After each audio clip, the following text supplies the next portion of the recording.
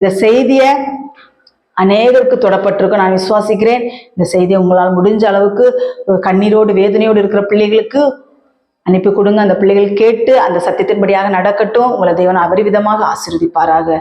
ஆமீன். ஒரு சிறிய ஜெபம். கர்த்தருக்கு ஸ்தோத்திரம். ஆண்டவரே, பரலோக பிதாவே, நாங்கள் ஸ்தோத்திரிக்கிறோம், துதிக்கிறோம் அப்பா. இந்த மட்டும் உதவி எபினேசரே, நாங்கள் ஸ்தோத்திரிக்கிறோம் ஐயா. இந்த நாட்களில் ஆண்டவரே, உமக்கு செவி கொடுக்கிறவன் மாத்திரம்தான் பயப்படாமல் அமைதியா இருப்பான் ஏசப்பா. உமக்கு நாங்கள் செவி கொடுக்கிறவர்களாய் காணப்படணும். எந்த காரியத்தை நீர் செய்யக்கூடாது என்று சொல்லுகிற அந்த காரியத்தை நாங்கள் செய்யக்கூடாதுப்பா. துணிகரமா நாங்கள் செய்யக்கூடாது ஏசப்பா.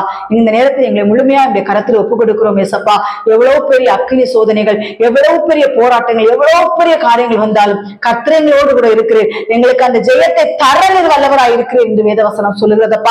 ஆபத்து வரும் என்று சொல்லி இருக்கிறீரப்பா. அந்த ஆபத்திலும் நாங்கள் பயப்படாமல் இருக்க கர்த்தருக்கு செவி கொடுக்க வேண்டும் என்று நாட்கள் போதித்தீரேசப்பா. உங்களுக்கு நாங்கள் கூடாக்கூடிய நன்றி செலுத்துகிறோம். கொடுக்கப்பட்ட சத்திய வார்த்தைகளுக்காக உமக்கு நன்றி.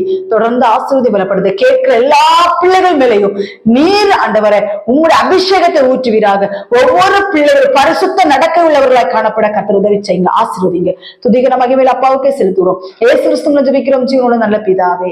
ஆமென், ஆமென், ஆமென். கர்த்தர் தாமே உங்கள் அனைவரையும் ஆசீர்வதிப்பாராக. ஆமென். Praise the lord. ஸ்தோத்திரம்.